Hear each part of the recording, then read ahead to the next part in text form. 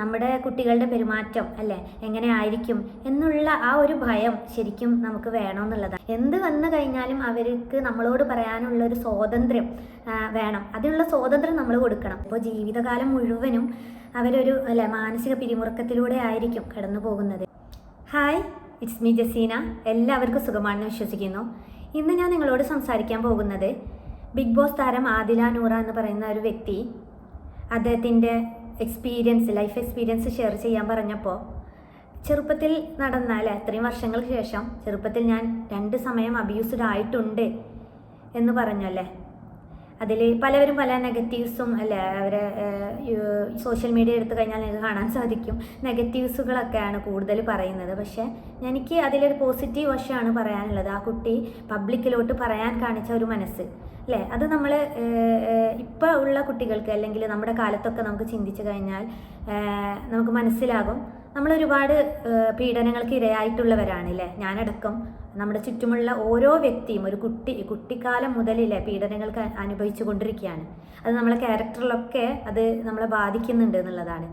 അപ്പോൾ നമ്മളെ ചുറ്റുമുള്ള കുട്ടികൾ ആയാലും അവർക്ക് എന്തെങ്കിലും ചെറിയ രീതിയിൽ പീഡനങ്ങൾ നടക്കുമ്പോഴും അവർ വീട്ടുകാരോട് പോലും, സ്വന്തം പബ്ലിക്കിൽ പോട്ടെ, നമുക്ക് സ്വന്തം വീട്ടിൽ സ്വന്തം ഉമ്മയോട് ഉപ്പയോട് പോലും പറയാനുള്ള ഒരു മനസ്സ് കാണിക്കാറില്ല എന്നുള്ളതാണ്. അതുമൂലം തന്നെ അവർ ആത്മഹത്യയിലോട്ടൊക്കെ ചെറിയ പ്രായത്തിൽ തന്നെ മാനസിക സമ്മർദ്ദത്തിലൂടെയൊക്കെ പോകുന്നുണ്ട്. ഞാൻ ഈ ഇടയായിട്ട് നമ്മുടെ അടുത്ത് നടന്നൊരു സംഭവമാണ്. 2 ഉദ്യോഗമുള്ള വ്യക്തികൾ, അവരുടെ മക്കൾ, അതിൽ ഒരു മോന് 8ാം ക്ലാസ്സിലാണ് പഠിക്കുന്നത് എന്നാണ് തോന്നുന്നത്. അവർ കുട്ടി അമ്മയുടെ ലാപ്ടോപ്പാണ് യൂസ് ചെയ്യുന്നത്. ലാപ്ടോപ്പിൽ ഇല്ലീഗലായിട്ടുള്ള സൈറ്റിലൊക്കെ പോയിട്ട് നമുക്ക് ഫിലിംസൊക്കെ കാണാൻ പറ്റും. പുതിയ ഇറങ്ങുന്ന ഫിലിംസ് കാണാൻ സാധിക്കും. അങ്ങനെ ഫിലിംസൊക്കെ കാണാറുണ്ട്. അങ്ങനെ ആ സൈറ്റിൽ നിന്നും മെസ്സേജസ് തുരതുരയായിട്ട് വരാൻ തുടങ്ങി. 50,000 രൂപ 40,000 രൂപ ഒക്കെ തരണം, അല്ലെങ്കിൽ ഞാൻ ലാപ്ടോപ്പ് ഹാക്ക് ചെയ്യും, ഇതിലുള്ള എല്ലാ ഡോക്യുമെൻസും അവരുടെ കയ്യിൽ പെടുന്നുള്ള രീതിയിലൊക്കെ. അപ്പോൾ ഈ കുട്ടിയുടെ പാരൻറ്റിൻ്റെ എല്ലാ ഡോക്യുമെൻസും ഇതിലുള്ളതാണ്. കാരണം സ്കൂളായിട്ട് വർക്കായിട്ട് ബന്ധപ്പെട്ട കാര്യങ്ങളൊക്കെ ഉള്ളതാണ്. അപ്പോൾ തീർച്ചയായിട്ടും ഈ കുട്ടിക്ക് പേടിയാൻ തുടങ്ങി. വീട്ടുകാരോടൊന്നും പറഞ്ഞില്ല. എന്തോ അതിൽ ഒരു പീഡനത്തിൻ്റെ ഒരു ഭാഗം തന്നെയാണല്ലോ, കുട്ടികളെ പറഞ്ഞ് പേടിപ്പിക്കുക എന്നൊക്കെ പറയും. അപ്പോൾ കുട്ടി ശരിക്കും ടെൻഷനായി, മാനസിക നിലയൊക്കെ തെറ്റി പിന്നീട് ആത്മഹത്യ ചെയ്യുകയായിരുന്നു. തീർച്ചയായിട്ടും അവരുടെ പാരൻസിനും ഇപ്പോഴും അത് റിക്കവർ ആയോ എന്ന് ചോദിച്ചാൽ വളരെ പ്രയാസമാണ്. അപ്പോൾ നമ്മൾ എന്താ ചെയ്യേണ്ടതെന്ന് വെച്ചാൽ, നമ്മളുടെ മക്കൾക്ക് എങ്ങനെ വരാതെ നോക്കണം, ഇനിയുള്ള മക്കൾക്ക് അതിനുള്ള ധൈര്യം കൊടുക്കുക എന്നുള്ളതാണ്. എന്ത് വന്നു കഴിഞ്ഞാലും അവർക്ക് നമ്മളോട് പറയാനുള്ളൊരു സ്വാതന്ത്ര്യം വേണം. അതിനുള്ള സ്വാതന്ത്ര്യം നമ്മൾ കൊടുക്കണം. ഇന്നിപ്പോൾ നമ്മൾ പല ബിസി ഷെഡ്യൂളാണ്. അതിന് മുന്നേ ഞാനൊരു കാര്യം പറയാം. ഞാൻ സാധാരണയായിട്ട് ഷോർട്സൊക്കെയാണ് ഇടാറുള്ളത്. പക്ഷേ എനിക്ക് എല്ലാ പോയിൻറ്റ്സൊന്നും ഷോർട്സ് ആകുമ്പോൾ ഡീറ്റെയിൽസ് ആയിട്ടൊന്നും പറയാൻ സമയം കിട്ടാറില്ല. ഇന്ന് ഞാൻ ക്ഷമ ചോദിക്കുകയാണെങ്കിൽ കുറച്ച് ഒരു ലെങ്ത് ഉണ്ടാവും. നിങ്ങൾക്ക് കൂടുതൽ പോസിറ്റീവ് കാര്യങ്ങൾ അല്ലെങ്കിൽ അറിയണമെങ്കിൽ ഫുൾ വീഡിയോ നിങ്ങൾ കാണാൻ ശ്രമിക്കുക. അപ്പോൾ ഇന്നത്തെ ഒരു ബിസി ഷെഡ്യൂളിൽ നമുക്കറിയാം, കുട്ടികളെ നമുക്ക് നോക്കാനൊന്നും നേരമില്ല ഇനിയിപ്പോൾ ഒരു ഉദ്യോഗം ഇല്ലാത്തവരായാൽ പോലും നമ്മൾ ചുറ്റും കാണുന്നതാണ്. വേഗം പണി കഴിച്ചിട്ട് നമ്മൾ സോഷ്യൽ മീഡിയ അല്ലെങ്കിൽ ഫോൺ ഒക്കെ യൂസ് ചെയ്തുകൊണ്ടിരിക്കുകയാണ്. അതുമൂലം നമുക്ക് ചുറ്റുമുള്ളതൊന്നും നമ്മൾ കാണുന്നില്ല. നമ്മുടെ ലോകം എന്ന് പറയുന്നത് അത്യാവശ്യം ഫുഡും കാര്യങ്ങളൊക്കെ ഉണ്ടാക്കുക, വീടൊക്കെ വൃത്തിയാക്കിയിട്ടിട്ട് വേഗം ഇതിനായിട്ട് ടൈം കണ്ടെത്താണ് ഞാൻ എപ്പോഴും പറയാറുണ്ട്, നമ്മൾ പ്രൊഡക്റ്റീവായിട്ടുള്ള കാര്യങ്ങൾക്ക് നമുക്ക് ഫോൺ യൂസ് ചെയ്യാനുള്ള നമുക്ക് മുന്നത്തെ വീഡിയോസൊക്കെ നിങ്ങൾക്ക് എടുത്തു കഴിഞ്ഞാൽ കാണാൻ സാധിക്കും. നമ്മൾ അതിനായിട്ട് നമ്മൾ ഫോണൊക്കെ യൂസ് ചെയ്യുക, മാക്സിമം അതിനായിട്ട് നോക്കുക. അല്ലാത്ത കാര്യങ്ങളൊക്കെ നമുക്ക് വെറുതെ ഒരു ടൈം പാസ് മാത്രമാവുള്ളൂ, പ്രത്യേകിച്ചൊരു ഗുണങ്ങളൊന്നും കിട്ടുന്നില്ല. അപ്പോൾ നമ്മൾ ചൈൽഡ് അബ്യൂസിൽ നമ്മൾ കുട്ടി പെട്ടിട്ടുണ്ടോയെന്നൊന്നും നമുക്ക് പറയാൻ സാധിക്കില്ല. കാരണം എന്തായാലും ഉണ്ട്, ഷുവറായിട്ടും ഏതെങ്കിലും ഒരു തരത്തിൽ അവർ അവഗണനയിലൂടെയൊക്കെ പീഡനങ്ങൾ നേരിട്ടിട്ടുണ്ടാകാം എന്നുള്ളതാണ്. അപ്പോൾ നമ്മളങ്ങനെ നേരത്തെ പണിയൊക്കെ കഴിച്ച് വേഗം ഇരുന്ന് നമ്മളെ ആരും ഡിസ്റ്റർബ് ചെയ്യാൻ പാടില്ല. എൻ്റെ കുട്ടി പോലും എൻ്റെ അടുത്തേക്ക് വന്നാൽ തള്ളി പറയാണ്. ആ ഒരു രീതിയിലേക്ക് മാറുമ്പോൾ തീർച്ചയായും കുട്ടികൾക്ക് പേടിയാണല്ലേ എന്തെങ്കിലും പറയാനായിട്ട്. ഇങ്ങനെയുള്ളൊരു സംഭവം ഉണ്ടായാൽ പോലും നമ്മോടൊരു ഷെയർ ചെയ്യാനായിട്ടൊന്നും അവർ മുന്നോട്ട് വരില്ല എന്നുള്ളതാണ്. അപ്പോൾ നമ്മൾ കുട്ടികളെ നമ്മൾ എവിടേക്കെങ്കിലും നമ്മുടെ ആവശ്യങ്ങൾക്കായി നമ്മൾ പോകുമ്പോൾ കുട്ടികളെ വീട്ടിലാക്കിയിട്ട് അല്ലേ, അല്ലെങ്കിൽ അടുത്ത വീടുകളിലൊക്കെ നമ്മളെ ഏൽപ്പിച്ച് സ്വന്തം റിലേറ്റീവ്സ് ആയാൽ പോലും ഏൽപ്പിച്ച് പോകുമ്പോൾ അല്ലേ, നമ്മൾ ഏതൊക്കെ രീതിയിലാണ് അവിടെ നിന്ന് അവഗണന കിട്ടുക, അല്ലെങ്കിൽ നമ്മുടെ കുട്ടികളുടെ പെരുമാറ്റം അല്ലേ എങ്ങനെ ആയിരിക്കും എന്നുള്ള ആ ഒരു ഭയം ശരിക്കും നമുക്ക് വേണമെന്നുള്ളതാണ്. നമ്മൾ ആദ്യമായിട്ട് എനിക്ക് പറയാനുള്ളത്, നമ്മുടെ സന്തോഷങ്ങളാണല്ലേ, ഒരുപാട് ഫങ്ഷൻസ് ഉണ്ടാകും അല്ലേ, മാരേജ് ഫങ്ഷൻസ് അല്ലെ, വീട് കൂടൽ, പല പല ഫങ്ഷൻസ് ഉണ്ട്, അല്ലെങ്കിൽ ഹോസ്പിറ്റൽ കേസൊക്കെ ഉണ്ടാകും. പക്ഷെ നമ്മൾ നമ്മുടെ കുട്ടികളെ നമ്മൾ എന്താണ് കെയർ ചെയ്തുകൊണ്ടുള്ള ഒരു പോക്കുവരവുകളായിരിക്കണം എന്നുള്ളതാണ് അല്ലേ. പലരും അങ്ങനെ പോകുന്ന സമയത്ത് നമ്മുടെ കുട്ടികളെ അടുത്തൊക്കെ ഏൽപ്പിക്കുമ്പോൾ അല്ലേ അവരെന്താണെന്നുള്ളൊരു ചിന്തയും ഭയമൊന്നും ഇല്ല എന്നുള്ളതാണ്.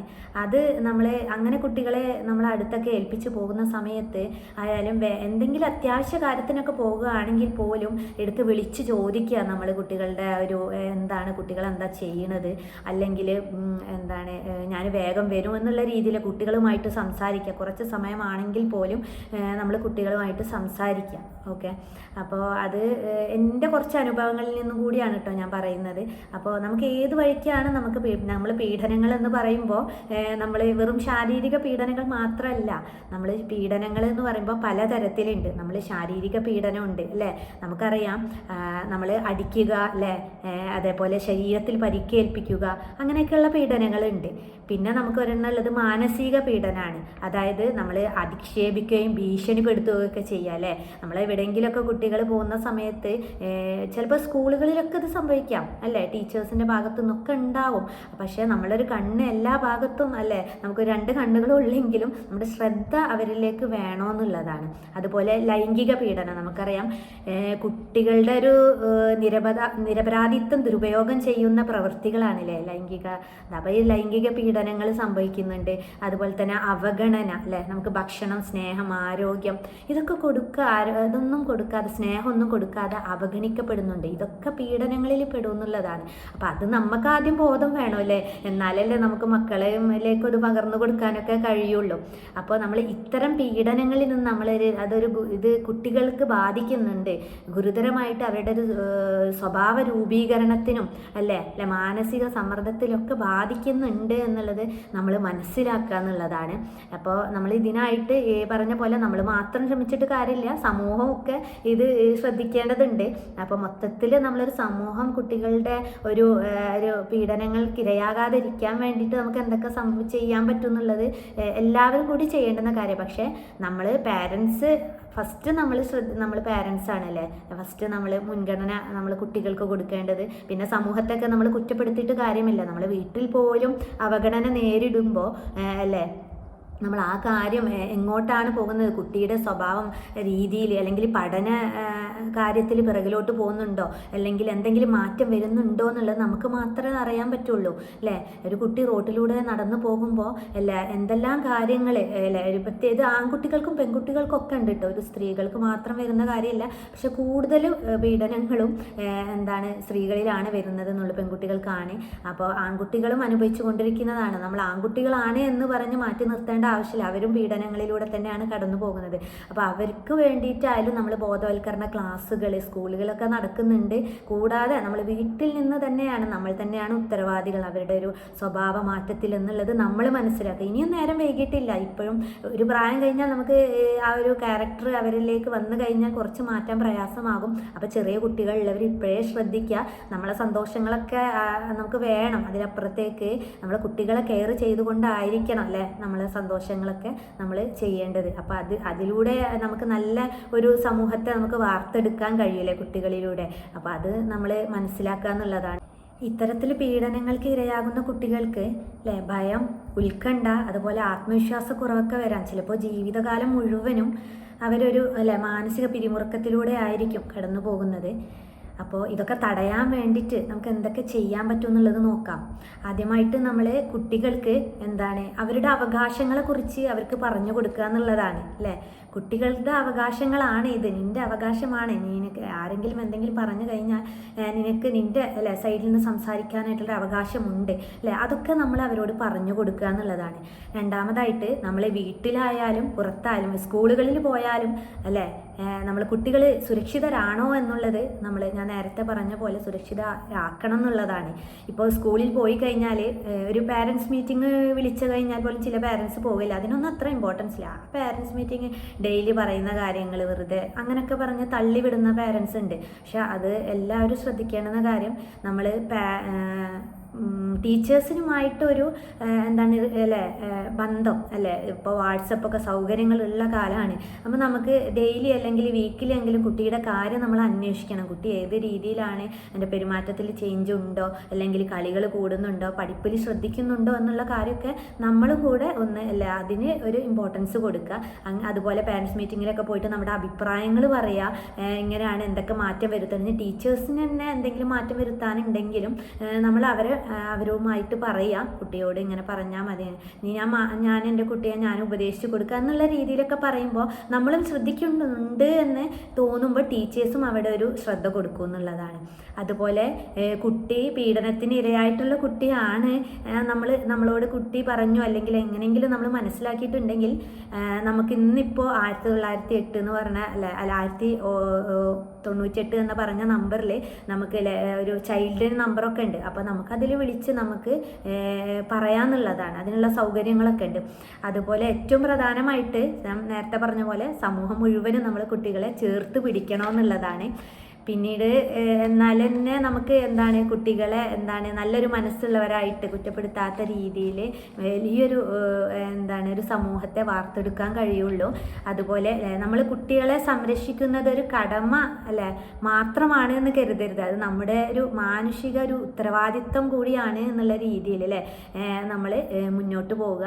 അപ്പോൾ ഇത്തരത്തിൽ ഒരുപാട് പീഡനങ്ങൾ, ഞാനടക്കം ചെറുപ്പത്തിലൊക്കെ ഒരുപാട് പീഡനങ്ങൾ, പല രീതിയിലും പീഡനങ്ങൾ അനുഭവിച്ചവരാകും തീർച്ചയായിട്ടും. ആരും ഇല്ല എന്ന് പറഞ്ഞാൽ ഞാനത് സമ്മതിക്കില്ല. കാരണം ഞാൻ തന്നെ ഇപ്പോൾ ചിന്തിക്കുമ്പോൾ ചില കാര്യങ്ങളൊക്കെ നമുക്ക് നമ്മുടെ പേരൻസിനോട് പറയാൻ മടിച്ചിട്ട് നമ്മൾ പേടിച്ചിട്ടൊക്കെ അല്ലേ ചില കാര്യങ്ങളിലൂടെയൊക്കെ കടന്നു പോയിട്ടുണ്ട്. പക്ഷെ അത് അത്ര വലിയ രീതിയിലൊന്നുമല്ല. പക്ഷെ വലിയ രീതിയിൽ വന്നു കഴിഞ്ഞാൽ പോലും പേരൻസിന് കൊടുക്കാത്തൊരു ആ ഒരു രീതിയിൽ പറയാനുള്ള സ്വാതന്ത്ര്യം അല്ലേ വീട്ടിലില്ലാത്തത് കൊണ്ട് തന്നെയാണ് കുട്ടികൾ ഞാൻ നേരത്തെ പറഞ്ഞ പോലെ ആത്മഹത്യയിലേക്കും അല്ലെങ്കിൽ വേറെ എന്തെങ്കിലും റിലേഷൻഷിപ്പിലോട്ടൊക്കെ അല്ലെങ്കിൽ കഞ്ചാവ് എന്നല്ല അല്ലേ നമുക്കറിയാം, അല്ലെങ്കിൽ കള്ളുകുടിയൊക്കെ ആയിട്ട് അല്ലേ നെഗറ്റീവായിട്ട് ഉള്ള രീതിയിൽ കുട്ടികൾ കൈവിട്ട് പോകുന്നുണ്ട് അല്ലേ. അപ്പോൾ അതിന് നമ്മളെല്ലാവരും ഒരു സമൂഹം വീട്ടിൽ നിന്ന് തുടങ്ങി നമ്മൾ പേരൻസിൽ നിന്നാണ് ക്യാരക്ടറുകൾ നമ്മൾ അവരുടെ ക്യാരക്ടറിൻ്റെ ഒരു ഉത്ഭവം. അപ്പോൾ അതിനായിട്ട് ആദ്യം നമ്മൾ മാറുക, എന്നിട്ട് നമ്മൾ കുട്ടികളെ നന്നാക്കുക. അപ്പോൾ ആരും വിഷമിക്കേണ്ടതില്ല, എല്ലാവർക്കും മക്കളുള്ളവരും എല്ലാ സമൂഹത്തിൽ നമ്മൾ ഒരുപാട് കുട്ടികളൊക്കെ കാണുന്നതാണ്. അപ്പോൾ ഇനിയും നമുക്ക് എന്തെങ്കിലും മാറ്റം വരുത്തണമെങ്കിൽ ഞാൻ ഫുള്ളി പെർഫെക്റ്റ് ആണെന്ന് ഞാൻ പറയുന്നില്ല, എനിക്കും ഒരുപാട് ഫാൾട്ടുകളൊക്കെ ഉണ്ടായിട്ടുണ്ടെങ്കിലും കൂടെ ഞാനതൊക്കെ ഇപ്പോൾ റിക്കവർ ചെയ്യാണ്. ഞാൻ കുട്ടികളിൽ എനിക്ക് എന്തൊക്കെ മാറ്റം വരുത്താനുണ്ടോ അതിൽ മാറ്റം വരുത്തിക്കൊണ്ട് ഇനിയും മാറ്റം വരുത്തേണ്ടതുണ്ട്. അപ്പോൾ ആ രീതിയിലാണ് മുന്നോട്ട് പോകുന്നത്. നിങ്ങളൊക്കെ നമ്മളെ കുട്ടികളുടെ ഒരു കാര്യം നമ്മൾ ഒരു ഇമ്പോർട്ടൻ്റ് ആയിട്ട് എടുത്തുകൊണ്ട് ചൈൽഡ് അബ്യൂസ് കുറയ്ക്കാനായിട്ട് എന്തൊക്കെ നമുക്ക് ചെയ്യാൻ പറ്റും വീടുകളിൽ തുടങ്ങി നമുക്ക് ചെയ്യാം. അപ്പോൾ എല്ലാവർക്കും ഒത്തൊരുമിച്ച് പോയി കഴിഞ്ഞാൽ ഞാൻ നേരത്തെ പറഞ്ഞ പോലെ നല്ലൊരു ഭാവിയുള്ള കുട്ടികളാക്കി നമുക്ക് മാറ്റാൻ സാധിക്കും. അപ്പോൾ ഈ വീഡിയോ ഇഷ്ടപ്പെട്ട് കാണുമെന്ന് കരുതുന്നു. മുഴുവനും കണ്ടവരുണ്ടാകാൻ കാണാതിരിക്കാം, കാരണം ആർക്കും സമയമില്ല. ഞാൻ നേരത്തെ പറഞ്ഞ പോലെ ഇനി ലോങ് വീഡിയോസ്, ഷോർട്ട് വീഡിയോസ് എന്ന് പറയുന്നത് 3 മിനിറ്റാണ്. അപ്പോൾ ആ ഒരു സമയം കൊണ്ട് ചെയ്യുമ്പോൾ ഒരുപാട് പോയിൻറ്റ്സുകളോ അല്ലെങ്കിൽ നമുക്ക് ചിലപ്പോൾ എക്സ്പീരിയൻസുകളൊന്നും ഷെയർ ചെയ്യാൻ സാധിക്കാൻ പറ്റില്ല. അതുകൊണ്ടാണ് ഇന്ന് ലോങ് വീഡിയോ ആയത്. അപ്പോൾ എല്ലാവരും കാണുമെന്ന് വിശ്വസിക്കുന്നു. എല്ലാവർക്കും ഇഷ്ടപ്പെട്ടെങ്കിൽ ലൈക്ക് ചെയ്യുക, സബ്സ്ക്രൈബ് ചെയ്യുക. Thank you. Bye.